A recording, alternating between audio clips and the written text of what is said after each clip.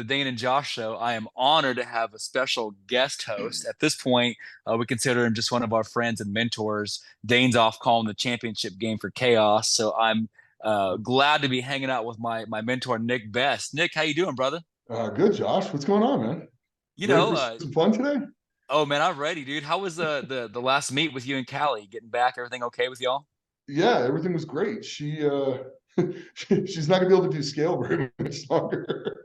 So I this is the got you. last two contests. She's won the last two. So she did really well. So there was That's 26 awesome, man. teams. There was 26 teams and they won running away with it. So they she did really well. Awesome. So Like I I'm really said, proud of we call you guys, no pun intended, one of our favorite power couples. her. You know, these Yeah, guys are yeah, yeah. amazing. You guys are fantastic. I love watching you guys and just a great influence. And Nick, I Appreciate that. appreciate you joining me, man. We've got a Mhm. special one tonight. Yeah, You and I were yeah. texting back and forth about this band for a while, right? Yeah. No, this is cool. I love this band, so it's pretty cool. I listen to him quite a bit. So there's those times I'll give you my little breakdown of when I first heard him. So I'm in my 30s. I remember my first job. Me and my buddy, he had a Camaro at the time. We're rolling, we're like jamming to some, early Shinedown's coming on. Then we hear this song come on. We're like, what is this? And it was the, Kryptonite, which everybody Hmm. knows. I'm like, we thought we were, legendary guitarists when we were 15. Like, this is cool. And we hear that. We're like, dude. So we went home and like learned to play that whole song through. That was back in the early days of the internet when nobody had like, Right, YouTube or nothing. So, and then it goes right. from like that song, obviously Away from the Sun, Be Like That, and then just on and on, right? So, let me stop fanboy Nick and get right down to it and bring on one of Yeah, the rock gods of our time, Chet Roberts. Chet, how you doing, my friend? What's up? How's it going, guys? it's going It's great, all man. Thanks, man. Thanks for having me on. Yes, sir. I meant what I Thanks said, for man. coming. When I learned to play Kryptonite, I was like, this is the most. I just didn't know what to think at the time, man. I was like, you guys are so good, and just of all your hits, I never ceases to amaze me how iconic that song is. But I'll save some of that chat for a little bit. I know you're busy, man. Nick and Yeah, I you have some can you can figure out that song with like two bars. right, I mean, it just you know exactly what it is. but So it's Absolutely. yeah, but it's it's awesome.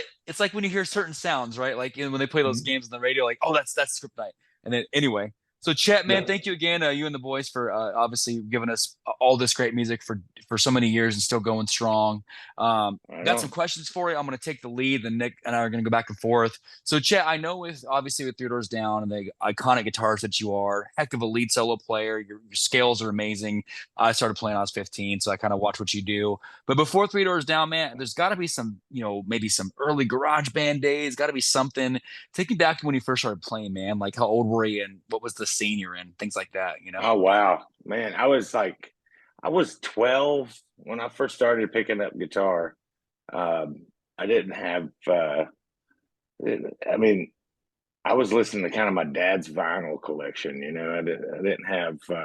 I wasn't really in on my generation's music yet. So I was still listening to my dad's stuff. So a lot of older Motown and Stones and Van Morrison and Beatles and stuff like that. And but then I kind of getting into Jimi Hendrix and stuff. Those were kind of him and Clapton. I was a big Cream fan. Those are sort of my early influences to become like a guitar player, like trying to like do solos and stuff like that. So um, that was early on, but it was just sort of a thing I did when I got home from school, Okay, early on, But I but get you. yeah, then later on in high school, I started jamming with some bands. Had some pretty cool. I went through a lot of different bands. First band I ever made was this band called John Blaze, and I'll never forget packing the first little you know, time we had a gig, we had some gig in town. First time we ever like packed it to capacity, and I was like, "This is cool," just this cool and a good moment. It was like we're going somewhere with this. And you look back on, I play all these big shows now, but you look back at some of those times, and those are kind of the special ones, I think, sometimes. Yeah, for sure, Those man. little smaller shows that got you there, The intimate settings and all that. I always ask Yeah. this question for guitarists, man, like yourself. My dad, because we grew up like kind of early on in church days playing everything, bass, guitar, drums, all that. I remember my first real guitar. My dad got me a Sunburst Ibanez Roadstar. That was my baby, And there's Right got to on. be like when you got your first real one, man. What was your first baby? Your first real guitar? It was a uh, Fender Strat. Okay, It was like a legit California I got Fender you. Strat. That's what I wanted. And now I'm more of a Les Paul cat these days. Made this switch a long time ago, but I still have my Strat, and I produce in the studio. And there's an application for every guitar they make. There's like I'm like this needs a Strat, so I keep one of those at all times. But for the Three Doors Down rock show purposes, the Les Pauls really work out really well. Although this tour this year, I've started playing a Telecaster for the Wow. first time ever. I've got a little Telecaster custom that I play, and it's got the 3-way up there where a Les Paul would have it. It's a little more, it's familiar territory for a Les Paul player. So, but it's done really well, and I play that on a couple of songs like Let Me Go and Ticket to Heaven and stuff like that. Some of the ones that had definite telly tones that were recorded in that song and stuff. So I'm trying to do these songs, justice on tour, trying to bring them to life. I can, so I incorporate a lot of different guitars, but yeah, that my first guitar was that, it was like a Midnight Blue Fender Strat, like I got you. plus. Yeah. The Yeah, only I got you, downside man. is the only downside is it had those like crappy Fender lace pickups in it. I didn't really know like how crappy they were, I just thought they looked cool, but it's still a cool guitar, and I still That's have it. awesome, man. That's I've awesome. always Yeah. thought I've always thought about throwing like a Jeff Beck, harness in it or something one day just to beef it up and see what it sounds like and record Oh with it. man, But that'd be awesome, man. I hope you do, yeah. man. Man, because and I mean it. You think about I always say, and me and Nick have talked about this too, and Dane when he's here. When music is like you said, transcending. Where now, obviously, I grew up with it, and it's neat. Where I'm 30s. My dad loves it because I showed it to him growing up when I was a teenager, and now my kids love it. Like it's this, you got this Yeah.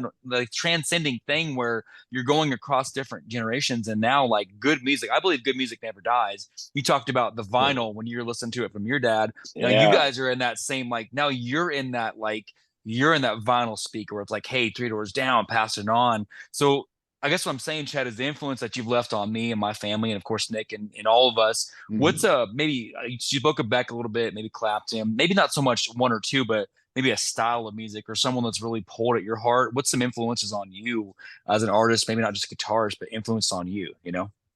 Yeah, I have several.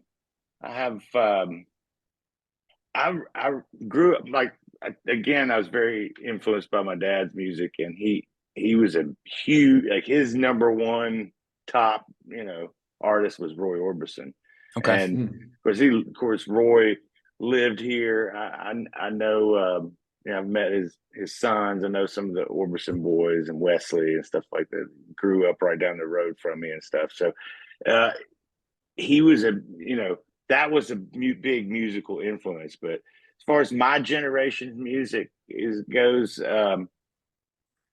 man, when we all saw people my age that lived in the '90s saw the grunge thing happen. I mean that was like Yeah. that was a beautiful thing when Nirvana came out and like you had Soundgarden and all this stuff. But and I loved all those bands, but Stone Temple Pilots, and they weren't Yep.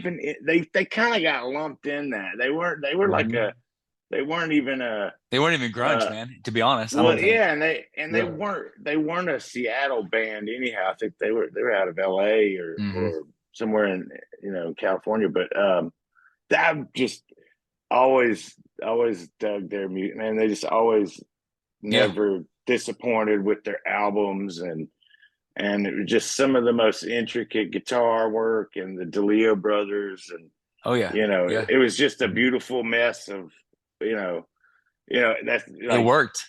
they just freaking were like, their tracks were golden to me. Like those were awesome. I mean, them, Alice in Chains too, like that production of Dirt. When Dirt came out, I was like, Yep. it just Yep. changed everything for me. Yeah. I was like, oh my God. I got to meet Jerry Cantrell one time. That was pretty cool. That's cool. You know, just briefly. And I don't really get starstruck. I've never asked anybody, any celebrity, for a photo, but that's the only one. I was like, I can get a photo.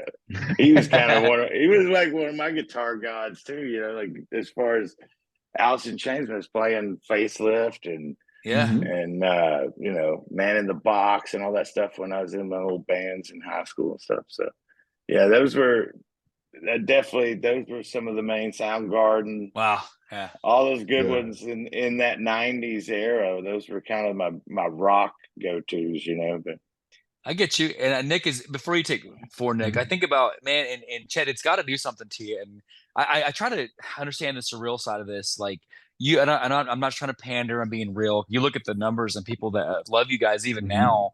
How does it feel to be known? Like, yes, you say Jerry Cantrell's breath. You say Chet from Three Doors Down. People, right now, it's funny, Chet. I promise you, even though I'm an Alice in Chains head, I have been for many years. If I said to 10 people at my kid's school, they're gonna know you guys even before Alice in Chains. How crazy is I that, guess man? so. You know what I mean? It's crazy, it is man. kind of nuts. And they're great, but it's like that's the mark you're leaving on music, you know? So it's crazy. Yeah, my kids were like, "You're doing what today?" Yeah.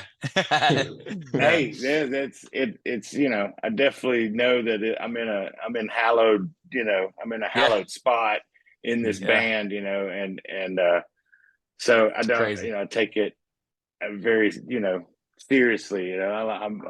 I appreciate it, you know. So yeah, man.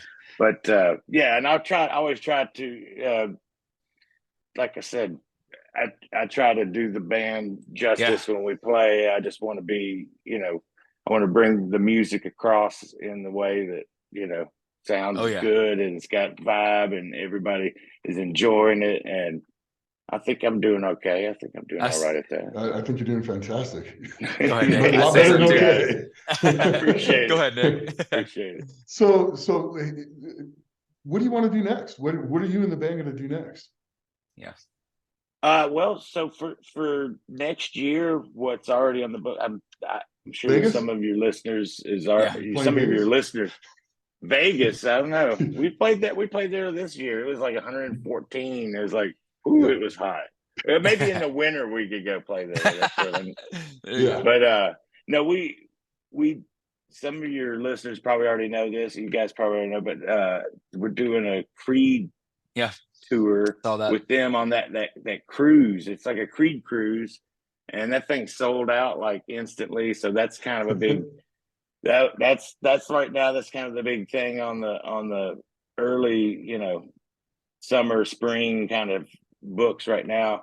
And there is another tour, like a big summer tour in the works as well, with some big names. So I don't know if I'm able to, You're good.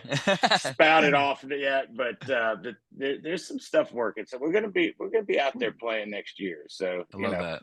You know, outside of the band though, I've also got some productions and stuff that I've been working with, and some bands that, you know, I've got. If I'm able to mention some of these. Please do. Go ahead. Yeah. So we got. I've been working with this band called Diamonds and Whiskey, and her song "Blonde Ambition" just dropped. It's out there. It's Diamonds and Whiskey. Let's see, diamondsandwhiskeyband.com, and the song is Blonde Ambition. I produced it and co-wrote it with Jennifer and the lead singer of this band, and she's done a phenomenal job. We just knocked it out of the park. We're really proud of it. So she's done some really good stuff. I got another guy, Ryan Daniels. So this is kind of in a country category as well, but Ryan Daniels, I'm actually going to be going out with him. Me and Justin, our bass player, are going to be going out this next weekend, just kind of sitting in with Ryan and Justin's actually opening up, and then I'm just tagging along to bug That's Justin, cool. But yeah, it's gonna be fun. But Ryan's his album that y'all ain't ready for this album that came out last year, still going pretty good. The camo, I don't know if you see it right up here. There's Yeah.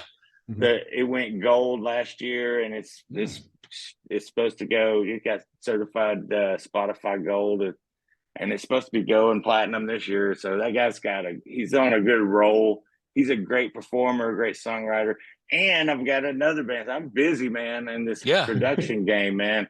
I got a band out of Louisville called Hannon, and they just dropped a new single called Drama Queen. And this is rock. This is like straight up rock.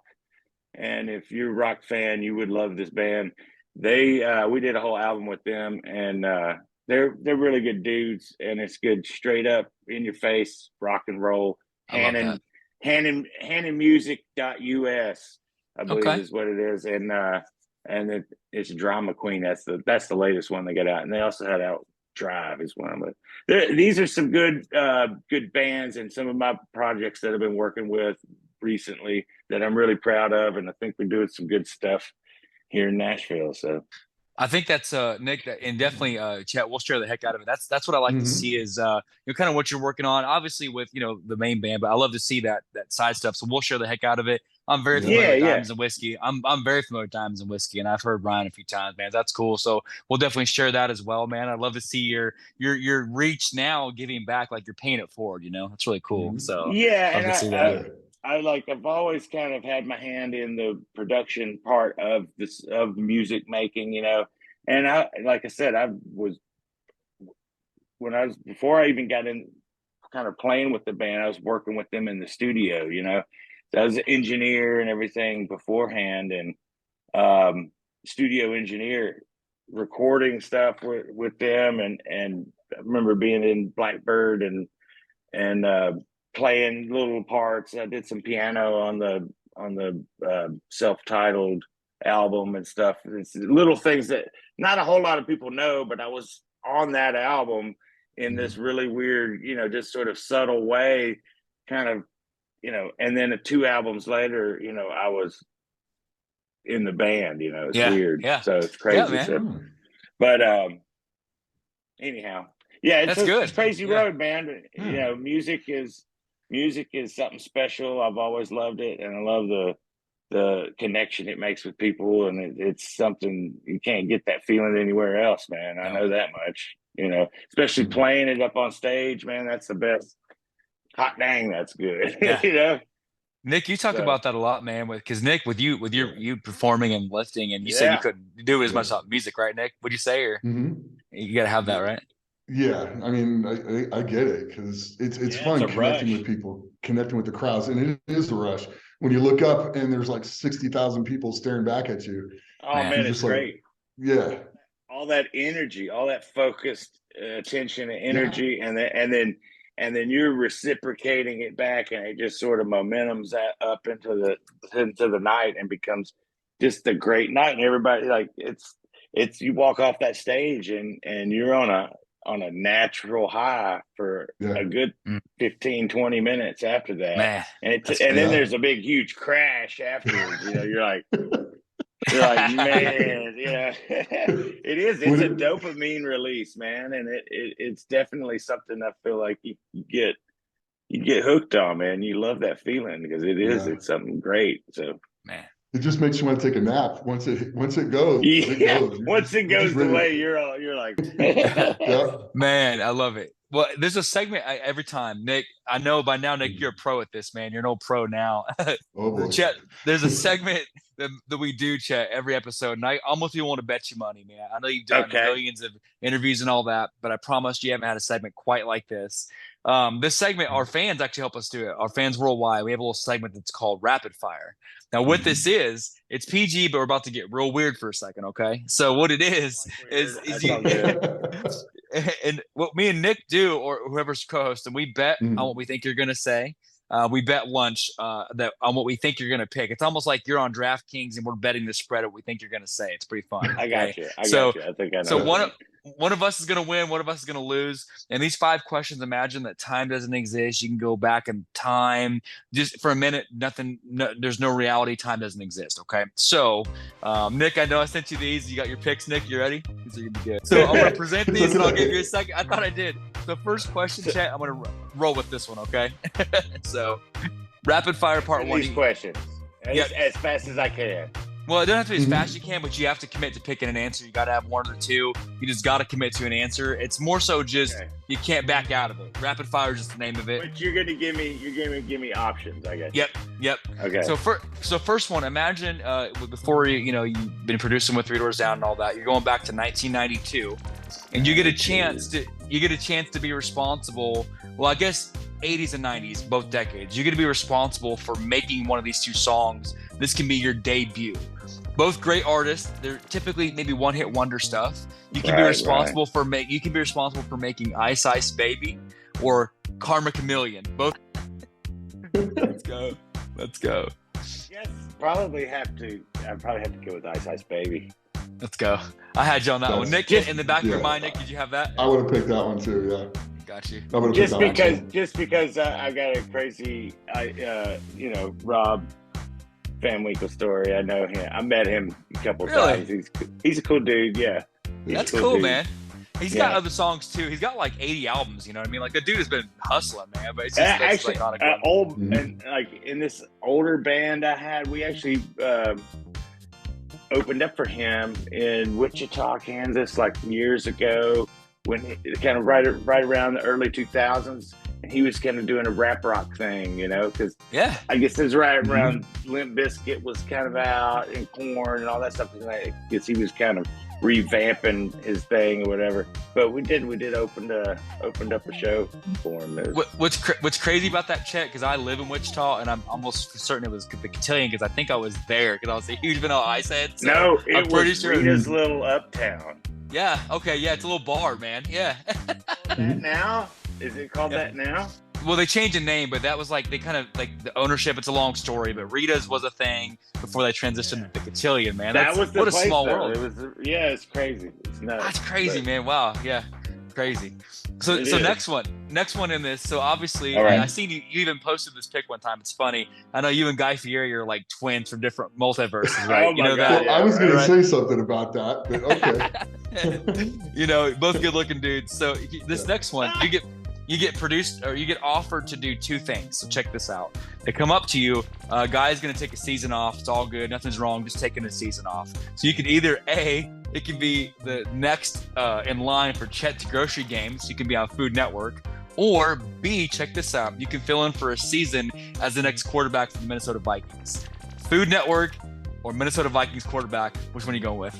Food Network. Let's go. All day long, man. What I want to go. I don't want to go get killed in the NFL. I'd rather just go sit and eat, Let's go. Nick, did you have that one? Yeah, I would have had it with the Food Network, yeah.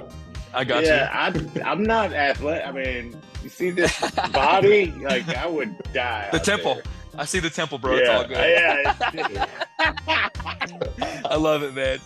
A couple more, man. These are, I promise you. So the next one, I knew about the tour. I knew the summer of '99 thing you guys were doing. I knew about that. That's that. If I understand, that's the Shiprock, right? Thing. Summer of '99. That's what you're doing. It's gonna be on a boat. Yeah. So check this out. So you and Mark Tremonti, both great guitarists. You and Mark are called up for some reason. They want you guys to make a concept album. You and him. Just you and him. Lord.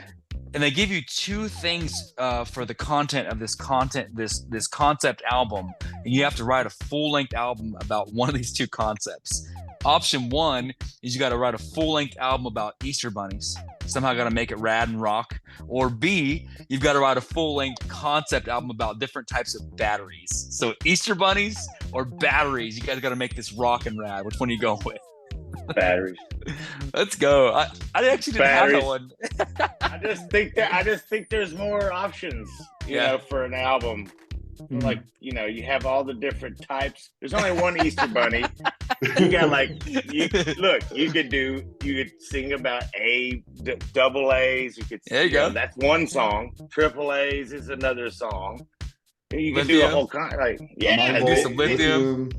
Yeah, so I feel like there would be way more options to getting the work done. You know what I mean? I got you. Mm-hmm. Kickstart my 9-volt heart or something like that. I got you. Yeah. I love it. Yeah. Nick, did you have batteries, man, or which one? I have batteries. I got you. So last one. So they, you know, a lot of rockers, and of course Nick's done this too. It's appeared in cameos.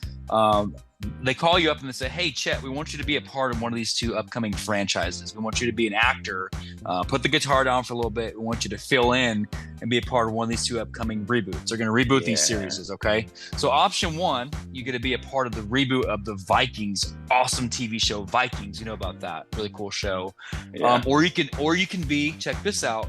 You can be the next Shredder in the next Ninja Turtles live action movie. Vikings or the next Shredder. Which one are you going with, man? Shredder. Oh, man, let's go. Okay. Yeah, easy. Shredder. Okay. Master Shredder? I can be Master Shredder? Yeah, you could be. Yeah. I love it. I had you as a Vikings guy because I could see you walking around with like a guitar-shaped axe and just waylaying dudes, you know, like, that's you know, getting cool down. Too. It's actually... Yeah. I had the Vikings. I thought you would look good with the hair and the beard and the... Yeah. That's okay. Yeah. Stick with your gut, Chet. It's all that's good. probably more of a Justin thing. He's the Viking looking guy. You know? Love it. I just remember the Ninja Turtles. Yeah. That's mine. Yeah, that was a big comic book back then. Eastern Invaders was that was, if you got some of those original ones, those are worth some money. That's those awesome. Those are pretty cool comic books. So, well, I'm an old comic book geek, sorry. I didn't know that, Nick. That another story to follow. I didn't know that. That's cool. I got Iron Man 1 through 10. I got Iron Man 55, the first appearance of Thanos, stuff like that. Yeah. Wow. Whole new episode coming up. Anyway, there you go. But Chet, man, hopefully in interviews you've done, you have an assignment like that. So I appreciate you being a good sport there, man. I haven't had an assignment like that, but that was fun. It was fun. Love it, man. Yeah. So I'll give that final segment to Nick, man, if you want to take it away, Nick, with that last one. So final segment to me. Okay. So kind of like when you get up on stage and something goes wrong and you still got to go get after it and go for it. How do you deal with that? How do you deal with keeping your head straight while in front of that many people? Yeah. What's your mental process of going through dealing with it and still getting it done? Because that, like, a lot of people go through things like that at work, and they deal with that every day and everything that they go through, and people still got to keep their head and go through it and get it done. And you're doing it in front of a ton of people. How do you do that? Yeah, that's I really don't, honestly, I don't know, other than I just try to stay calm, because getting all freaked out and, you know, letting it kind of, because that, I mean, something going wrong with your stuff up there, I mean, kind of is an ego killer. You know what I mean? Like, you're up there just, I mean, I'm just being honest. You're on stage. I mean, it's all about you. I mean, it's very egocentric kind of process. And when you're on high like that, kind of, and all of a sudden you're failing, or you do something, and accidents happen, and when it does, it's hard. It can be hard to kind of recover back to that, like, you know, I've got this kind of status in your mind. Right. But I think it's just getting over that and realize, and just sort of, and you use those moments to kind of go, hey, yeah, I'm human. And one of the things I've done has been like, you know, hey, I think our fans, they want to know we're human. If we mess up or something doesn't work, that just says that we're actually playing it, you know? You know what I mean? That's good. Yeah. To me, it gives me comfort going, I'm like, hey, they just know, hey, we messed up. You hit a wrong chord. It's like, you're not going to play it perfect every time, you know? And in the studio, you can, you know, you take your time and you do it over and over until it's right. But a show is a performance. So sometimes there's mistakes. And if there That's is, cool. that's one way I've kind of gotten over that, like feeling like, oh, it's, because if you start doing that, and you can affect the next song and the next song, they can kind of start snowballing on you. And then you've had a horrible show, not just like one little spot in a song. So once I kind of got to that point, I was like, you know what, this is good. And then you just move on, and things happen, and you just try to keep you calm, and to maintain this level of like, hey, we're professional. This is what we do. We do it all the time. I And at love this that. point, it's like that. So, yeah. Wow. I think Yeah, about, because I just did that. yeah, Nick. Yeah, I man. was supposed to I was actually supposed to ask you about chasing your dreams. It's all Stuff good. like No, that. you did good, man. It was great, man. So But it's it funny. was a question I had. So Yeah. Oh, that's cool, though. But Nick, you talk about That's a that a great lot. question. And Chet, you guys both, there's something about, whether it's a lawyer, a doctor, a rocker, an athlete like Nick, we always talk about in this show, man, our mindset is, you talk about being human, and that's what makes us fans of you guys more, of people like you and Nick, is knowing that you are putting your shoes on left and right foot like us. That's cool. The fact that you admit making mistakes, that makes us like you even more. You know what I mean? So, Absolutely. Yeah, people want crazy. real.